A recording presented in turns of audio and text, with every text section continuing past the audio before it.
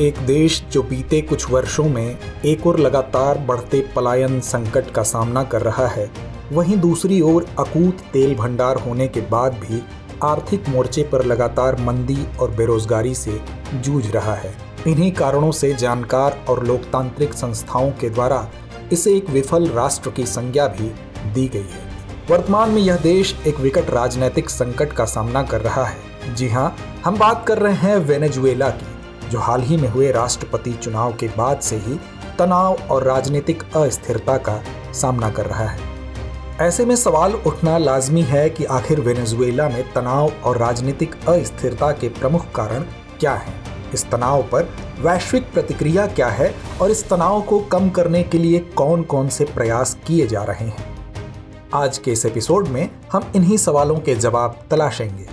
सबसे पहले वेनेजुएला की भौगोलिक स्थिति को समझ लेते हैं। वेनेजुएला दक्षिण अमेरिकी महाद्वीप में स्थित एक देश है जिसकी राजधानी काराकास है और यहाँ पर स्पेनिश भाषा बोली जाती है। इस देश की भौगोलिक स्थिति महत्वपूर्ण है क्योंकि इसके उत्तर में कैरेबियन द्वीप समूह, पूर्व में गुयाना, दक्षिण में ब्राजील और पश्चिम में कोलंबिया से इसकी सीमाएं लगती हैं। साथ ही कैरेबियन सागर के साथ इसकी लगभग 2800 किलोमीटर लंबी तटरेखा है। 20वीं शताब्दी की शुरुआत में वेनेजुएला में कच्चे तेल की खोज की गई थी और आज यह देश दुनिया के सबसे बड़े ज्ञात तेल भंडारों में से एक का मालिक है। लेकिन तेल के भंडार होने के बावजूद वेनेजुएला की आर्थिक स्थिति बहुत कमजोर है।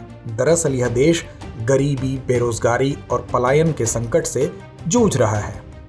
आइए अब वेनेजुएला में हो रहे विरोध प्रदर्शनों के कारणों के बारे में जानने का प्रयास करते हैं। वेनेजुएला में हो रहे विरोध प्रदर्शनों का मुख्य कारण हाल ही में हुए राष्ट्रपति चुनाव हैं, जिनमें निकोलस मादुरो तीसरी बार राष्ट्रपति चुने गए। विपक्षी दलों ने चुनाव में व्यापक धांधली और परिणामों में हेरफेर का आरोप लगाया है। दरअसल विपक्षी नेता मारिया कोरिना मचाडो ने राष्ट्रपति मादुरो पर दबाव बढ़ाने के लिए देशव्यापी विरोध प्रदर्शन का आह्वान किया था। इसी कारण विपक्षी समर्थक देश भर में विरोध प्रदर्शन कर रहे हैं और पुनः निष्पक्ष चुनाव की मांग कर रहे हैं। यह बेहद दिलचस्प है कि मचाडो पर चुनाव लड़ने पर प्रतिबंध है, फिर भी वो इन प्रदर्शनों में सक्रिय हैं और जनता से भय मुक्त होकर विरोध करने का आग्रह कर रही हैं।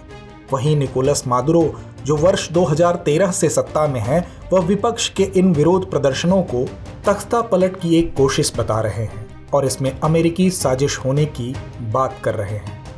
ठीक इसी प्रकार बांग्लादेश की तत्कालीन प्रधानमंत्री शेख हसीना ने बांग्लादेश में हुए तख्ता पलट के लिए अमेरिका को जिम्मेदार ठहराया था। यहाँ आपको बता दें कि वेनेजुएला में इस संकट का एक कारण यह भी है कि जब वर्ष 1999 में नया संविधान अपनाया गया, तब से सत्तारूढ़ पार्टी यूनाइटेड सोशलिस्ट पार्टी का ही शासन रहा है और जनता का मानना है कि यह सरकार हर मोर्चे पर विफल रही है।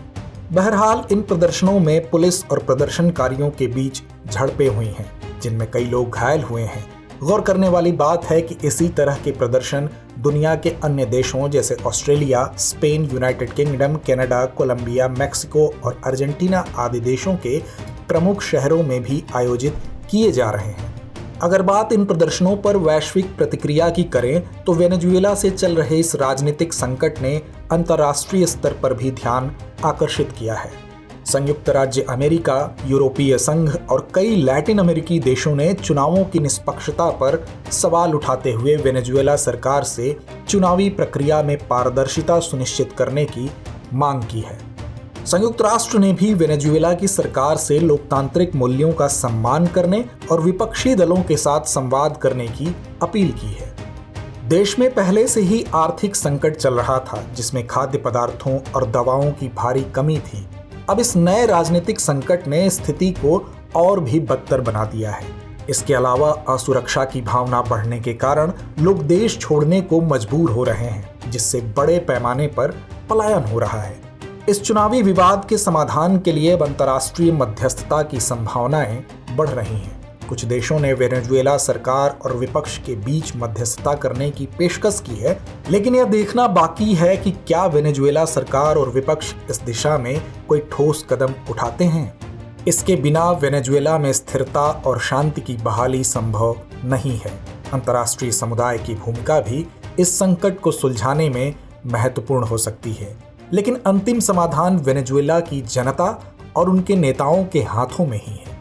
यदि इस विवाद का सही समाधान निकाला जाता है तो वेनेजुएला में लोकतंत्र और स्थिरता की वापसी संभव हो सकती है। तो व्यूअर्स, चर्चा को यहीं विराम देते हैं और नोट करते हैं आज का सवाल। लोकतांत्रिक देशों में होने वाले चुनावों में पारदर्शिता और निष्पक्षता अति आवश्यक है। इस कथन का मूल्यांकन कीजिए। डियर व्यूअर्स, अपने एग्जाम की तैयारी को और बेहतर करने के लिए हमारे चैनल को लाइक, शेयर और सब्सक्राइब करना न भूलें।